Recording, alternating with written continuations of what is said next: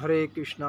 जगत गुरु शिल प्रभुपाद महाराज की जय। श्री नमो विष्णुपादाय कृष्णप्रेष्ठाय भूतले श्रीमते भक्ति वेदांत स्वामी निति नामिने। नमस्ते सारस्वते देवे गौरवाणी प्रचारणे निर्विशेष शून्यवादी पाश्चात्य देश तारणे। जय श्री कृष्ण चैतन्य प्रभु नित्यानंद श्री अद्वैत गदाधर शिवासादि गौर भक्तवृंद। हरे कृष्ण कृष्ण कृष्ण हरे हरे, हरे राम राम राम हरे हरे। जगत गुरु शिल प्रभुपाद महाराज की जय। परम पूज्य लोकनाथ स्वामी महाराज की जय। निताय गौर प्रेमानंदे हरि हरि बोल। ओम नमो भगवते वासुदेवाय, ओम नमो भगवते वासुदेवाय, ओम नमो भगवते वासुदेवाय। आज हम लोग गौर पूर्णिमा के विषय में चर्चा करेंगे। गौर पूर्णिमा ये ऐसी पूर्णिमा है, एक अद्भुत पूर्णिमा है जो कि हमारे देश पर बहुत लोगों ने राज्य किया था। जब ब्रिटिश ने राज्य किया था 200 साल पहले, तभी उससे भी पहले हमारे देश पे बहुत राज्य किया था लोगों ने, अलग अलग मुग़लों ने वगैरह। तो उस टाइम की हमारा देश का मतलब जनता का जो वातावरण था तो बहुत स्वार्थी वातावरण था।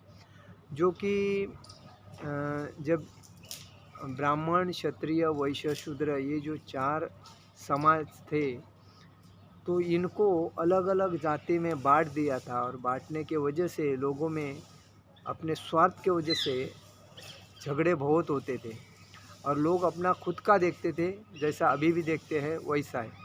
और भक्ति के बारे में किसी को टाइम नहीं मिलता था, कोई भक्ति के बारे में पूछता नहीं था।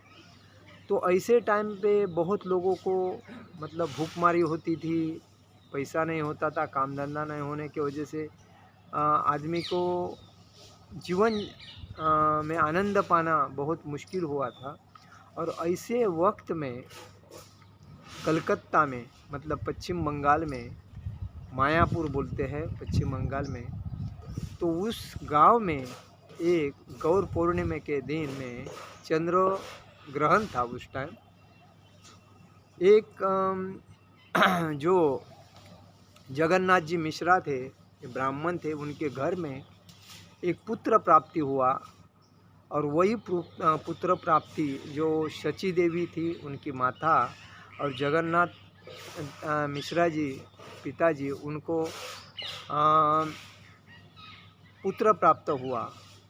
उसका नाम था विश्वम्भर। और उस टाइम जब पुत्र प्राप्त हुआ तभी लोगों में शंख बजा रहे थे, लोग आनंद लूट रहे थे, हरि बोल ऐसा सब जगह पे गा रहे थे और नाच रहे थे, आनंद लूट रहे थे। उनको एक ऐसा लगा कुछ अद्भुत चमत्कार हुआ है। और कुछ ऐसा चमत्कार ही प्रकट होने के बाद समाज में कुछ आनंद सा महसूस होने लगा। क्योंकि जब कोई भगवान का अवतरण होता है धरती पर तभी उधर भक्तिमय वातावरण होता है, शंख बजते हैं, आनंदी लोग रहते हैं, नाचते हैं, गाते हैं, रंग उड़ाते हैं, रंगों में खेलते हैं। तो ये वातावरण उस टाइम हुआ था। और उनके जो दादा थे, मतलब नाना बोलते हैं, उनके नाना जो थे नीलांबर चक्रवर्ती, उन्होंने भविष्यवाणी की कि ये जो पुत्र प्राप्ति हुआ है ये युग पुरुष है, ये समाज को अलग रास्ते से लेके जाके समाज को एक भक्तिमय जीवन देने वाला है। और इसीलिए आज सबके मुंह पर आनंद की लहर है। नहीं तो इसके पहले बहुत से लोग दुखी रहते थे, लेकिन जब से ये पुत्र प्राप्ति हुआ है तब से लोग जीवन में आनंद ले रहे हैं। तो उसके बाद में उनके नाम थे, विश्वम्भर था, उनका नाम निमाई था, क्योंकि वो नीम के झाड़ के नीचे पैदा हुए, मतलब प्रकट हुए थे। उनके बाद उनका नाम गौरांग था, वो गौर मतलब गौर रंग के थे। उनको गौर हरि बोलते थे, गौर सुंदर बोलते थे, ये उनकी नाम थे। उनका जो प्रकट हुआ जो तभी 18 फरवरी 1486 में वो शाम के टाइम पे चंद्र ग्रहण के टाइम पर वो प्रकट हुए थे। उन्होंने जब जब वो रोते थे बचपन में माँ के पिताजी के पास, तभी वो चुप नहीं बैठते थे। लेकिन जब आजू बाजू के लोग हरि बोल हरि बोल हरि बोल बोलते थे और नाचते थे, तभी ये चुप बैठ के आनंद से सुनते थे। जो कि हरि बोल मतलब हरि हरि एक किसका नाम है? भगवान विष्णु का नाम है। और हरि बोल ऐसा बोलने से भगवान का उसको ये नामस्मरण देने के वजह से उनको आनंद आता था और वो चुप बैठ के देखते रहते थे, कौन मुझे हरि बोल बोला। तो इसीलिए कभी भी रोते थे ना, कोई हरि बोल बोल दिया तो ये चुप बैठते थे, ऐसी उनकी खासियत थी। उन्होंने 16वें साल में उनका शादी हुआ था। उनके जो शादी हुआ था 16वें साल में, तो उनकी पहली पत्नी जो थी लक्ष्मी देवी थी, तो उनको सर्पदंश करने के वजह से उनका मृत्यु हुआ था। उसके बाद में माँ सची देवी अकेली थी और अकेले होने की वजह से उनको किसी का सपोर्ट नहीं था, इसीलिए वो कहने लगी कि मुझे अभी मैं अकेली कैसे रहूँ, तो मैं आपका शादी करना ज़रूरी है। तो उन्होंने दूसरा उनका शादी किया। जो दूसरी पत्नी थी उनका नाम था विष्णुप्रिया। तो बाद में जब उन्होंने अपने पिताजी का श्राद्ध करने के लिए बिहार में गया में गए थे, तभी उनकी मुलाकात केशव भारती नामक एक सन्यासी से हुई थी। केशव भारती ये विष्णु भक्त थे और सन्यासी थे और वो भक्ति का प्रचार ही करते थे। तभी जब बिहार के गया में उनकी जब मुलाकात हुई केशव भारती से, तो उन्होंने उनसे दीक्षा ग्रहण की। दीक्षा ग्रहण करने के बाद तभी उनका उम्र 24 साल का था। तो उस टाइम उन्होंने दीक्षा ग्रहण करने के बाद उन्होंने माता को कहा कि अभी मैं इधर रहूँगा नहीं, अभी मुझे भक्ति का प्रचार करने के लिए मुझे दक्षिण भारत में जाना है, हर जगह पे मुझे भक्ति का प्रचार करना है। क्योंकि उनका जो रूप था वो राधा और कृष्ण का रूप था और वो भक्ति का प्रचार करने के लिए ही तो आए थे। लेकिन वो कभी शांत नहीं रहे, क्योंकि उन्होंने यही उनका प्रकटकरण इसीलिए हुआ था कि वो राधा और कृष्ण के रूप होने के वजह से उनको इस कलयुग में भक्ति का प्रचार करने के लिए ही वो प्रकट हुए थे। और भक्ति का प्रचार क्यों करना है? क्योंकि ये दुखालय है संसार, और इस दुखालय में हर व्यक्ति सुख के पीछे भागता है, लेकिन वो सुख के पीछे नहीं भागते हुए अपने दुख के पीछे भागता है, लेकिन उसको आनंद मिलता नहीं। और वो आनंद कहाँ से मिलेगा? तो भक्ति में मिलेगा। और भक्ति में कहाँ मिलेगा? तो हरिनाम संकीर्तन करने के बाद ही मिलेगा। और इसीलिए उन्होंने अपने माता को कहा, सची देवी को, मैं यहाँ नहीं रहूँगा, आगे अभी मैं जगन्नाथपुरी जाऊँगा, क्योंकि मैं हर जगह पे घूम के प्रचार करूँगा, भक्त बनाऊँगा, उनको हरिनाम संकीर्तन की किसी को दीक्षा दूँगा, किसी को भक्ति के बारे में बताऊँगा। ऐसा करके उन्होंने दक्षिण भारत में हर जगह पे अपने भक्त जमाए। उसमें हमारे महाराष्ट्र के तुकाराम महाराज भी उनसे ही दीक्षा लिए थे। और उन्होंने दीक्षा लेने के बाद उधर विट्ठल की भक्ति चालू कर दी। और जब विट्ठल की भक्ति करते थे तभी वो इतने दंग हो जाते थे कि उनको अपने पत्नी से कोई रिश्ता नहीं लगता था, बच्चे के साथ नहीं रखता था, वो अपने आनंद से भक्ति करते। तभी तो उनको भगवान का विमान लेके आ जाने के लिए उधर आया था, क्योंकि वो भगवान उनके हृदय में वास्तव में प्रकट हुए थे और उनको भगवान ने अपना दर्शन भी दिया था तुकाराम जी को। इसलिए तुकाराम महाराज की जो महिमा परंपार है, अफाट है, तो आज उनका भी बहुत प्रचार होता है महाराष्ट्र में। तो कहने का बात है, चैतन्य महाप्रभु ये राधा और कृष्ण के अवतार थे, और राधा रानी के मुख्य अवतार होने की वजह से उनको जब जगन्नाथपुरी में गए थे, तभी जगन्नाथपुरी में जाने के बाद जब उधर रहते थे, तभी जब जगन्नाथ जी का रथ चलता था, तभी चैतन्य महाप्रभु जगन्नाथ जी से पहले आगे चलते थे, और बाद में आगे चलने के बाद अचानक पीछे रहते थे जगन्नाथ जी के। क्यों पीछे रहते थे? कि उनको ये सोचना था कि ये जगन्नाथ जी है, कृष्ण भगवान है, और कृष्ण भगवान होने के बाद हमारे जैसे भक्तों का ख्याल करते हैं कि नहीं। तो ये देखने के लिए वो ये लीला करते थे, जगन्नाथ जी चल रहे हैं ना, ठीक है, ऑटोमेटिक पीछे आके रुकते थे, और रथ चल रहा है ना, ठीक है, बीच में जाके जगन्नाथ जी रुक जाते थे और बोलते थे, गौरांग किधर गया, चैतन्य महाप्रभु किधर गए। उनका नाम, दीक्षा नाम था श्री कृष्ण चैतन्य। उन्होंने जो दीक्षा ली ही थी केशव भारती से, तभी उनको वही नाम दिया था, श्री कृष्ण चैतन्य। तो ये उनका अलग नाम था, अलग था।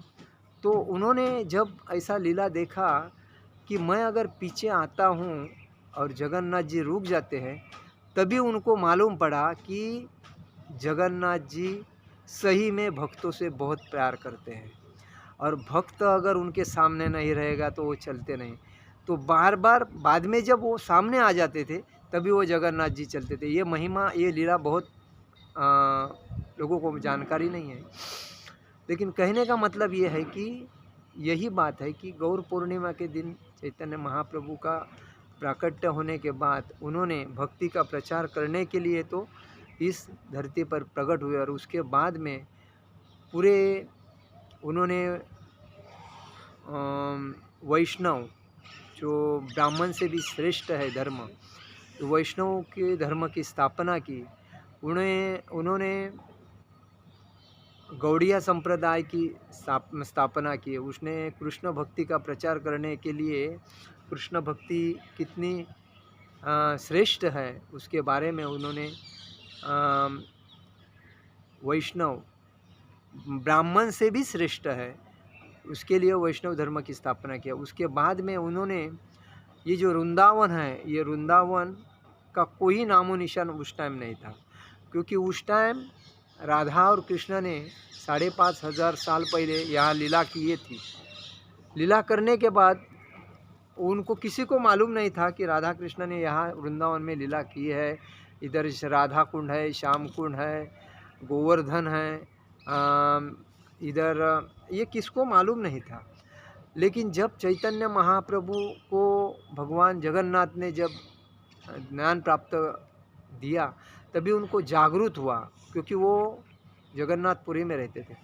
और जागरूक होने के बाद में उन्होंने खुद वृंदावन में आने के बाद इधर वृंदावन की एक परिक्रमा की।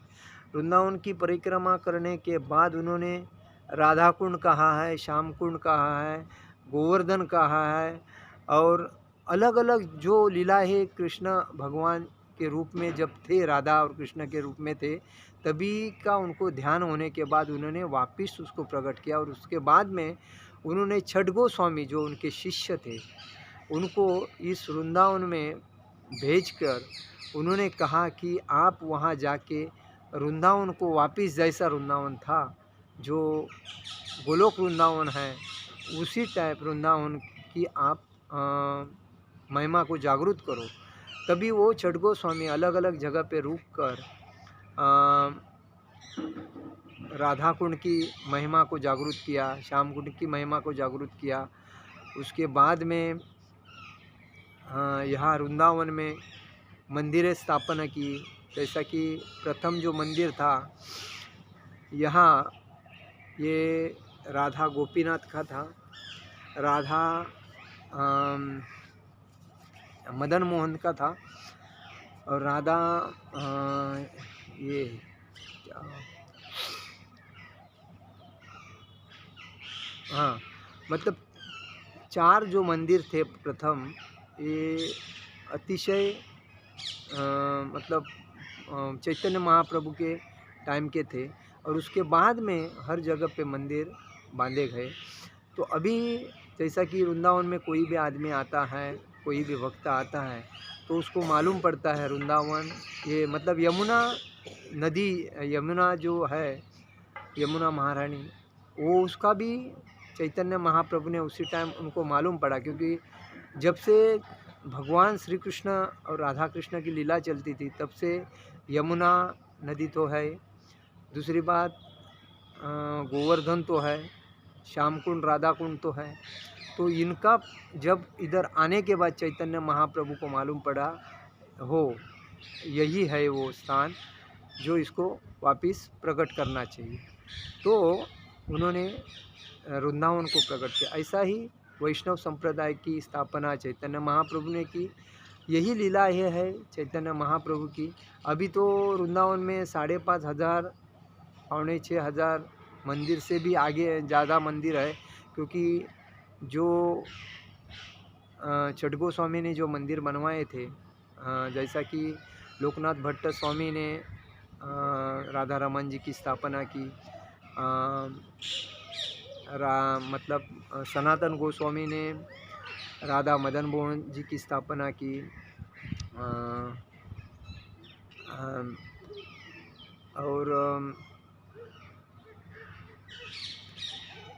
रूप गोस्वामी, इन्होंने भी मंदिर की स्थापना की। तो जीव गोस्वामी ने राधा दामोदर मंदिर की स्थापना की। तो ऐसे छठ गोस्वामी ने अलग अलग मंदिर स्थापना की, और आज वृंदावन एक अलौकिक एक धाम है। वृंदावन के जैसा धाम कोई और नहीं है, तो इसीलिए आज भक्तों की रीझ रहती है। और ये किसने किया है सब? तो गौरांग महाप्रभु मतलब चैतन्य महाप्रभु ने किया, और चैतन्य महाप्रभु ने किया, इसीलिए आज दुनिया में सबसे श्रेष्ठ स्थान है वृंदावन। और दूसरी बात, जब भक्ति सिद्धांत सरस्वती ठाकुर, इन्होंने श्रील प्रभुपाद जी को दीक्षा देकर उनको कहा कि आप परदेश में जाके भक्ति का प्रचार करो, क्योंकि जो हरे कृष्णा का जो संकीर्तन है, जो हरे कृष्ण महामंत्र है, इसकी महिमा अपाट है, और उस बेसिस पे लोगों को अगर इसकी महिमा मालूम पड़ेगी, तभी लोग भक्ति में आके अपने जीवन को सार्थ बनाएंगे, आनंद, जीवन का आनंद पाएंगे। तभी श्रील प्रभुपाद जी परदेश में जाके, जैसे कि दुनिया में कोई ऐसा देश नहीं कि प्रभुपाद वहाँ गए नहीं, तो वहाँ जाके उन्होंने भक्ति का प्रचार किया, और उधर भक्ति का प्रचार किया, उधर राधा कृष्ण के मंदिर बनवाए, और वहाँ के जो लोग हैं वो लोग अभी इंडिया में वृंदावन में आते हैं, स्थायिक होते हैं, भक्ति करते हैं। और जो भगवान श्री कृष्ण ने जो कुरुक्षेत्र में अर्जुन को जो भगवद गीता कही थी, उसका भी प्रचार उन्होंने परदेश में किया, भागवतम का प्रचार परदेश में किया, चैतन्य चरितामृत का प्रचार परदेश में किया। तो आज वो लोगों ने उसको आत्मसात करके भक्ति में एकाग्रता होकर आज वो लोग परदेश से इंडिया में भक्ति करने के लिए आते हैं, शरीर छोड़ने के लिए आते हैं, आनंद लेने के लिए आते हैं। तो ऐसी महिमा है। तो ये सब चैतन्य महाप्रभु ने कि इस संसार में कोई भी आदमी सुखी नहीं है, और सुखी आदमी वही हो सकता है जो अपने घर में, अपने परिसर में, अपने एरिया में, शहर में हरिनाम संकीर्तन करेगा, वही। क्योंकि हरिनाम संकीर्तन की महिमा का कोई बराबरी नहीं कर सकता है। जो कि ऐसा कहा गया है भागवतम में, कोई अन्नदान करता है, कोई हॉस्पिटल बांधता है, कोई स्कूल बांधता है, कोई डोनेशन देता है, कोई गंगा यमुना नदी के या सरस्वती नदी के किनारे पे रहता है, तो उसको भी उतना पुण्य नहीं मिलेगा जितना पुण्य जो हरिनाम संकीर्तन करता है उसमें मिलता है। तो इसीलिए कोई भी अगर आदमी यही सोचता है मैं बहुत परेशान हूँ, मुझे बहुत टेंशन है, मैं क्या करूँ, तो उसने अपने घर में एक करताल लेना चाहिए और हरिनाम संकीर्तन करना चाहिए। तो ये संकीर्तन करने से उसको आहिस्ता आहिस्ता उसके जीवन में आनंद प्राप्त होगा। यही बताने के लिए चैतन्य महाप्रभु गौर पूर्णिमा के दिन में प्रकट हुए थे और यही महिमा है गौर पूर्णिमा का। इसीलिए हमें यही कहना है कि आप लोग को अगर सुख चाहिए तो हरिनाम संकीर्तन आपको करना चाहिए, हरे कृष्ण महामंत्र का जप करना चाहिए और अपने जीवन को सार्थक करना चाहिए, तभी आप जीवन का आनंद लुटेंगे। हरे कृष्णा कृष्ण कृष्ण हरे हरे, हरे राम राम राम हरे हरे। जगत गुरु शिल प्रभुपाद महाराज की जय। परम पूज्य लोकनाथ स्वामी महाराज की जय। निताई गौर प्रेमानंदे। हरे हरि बोल।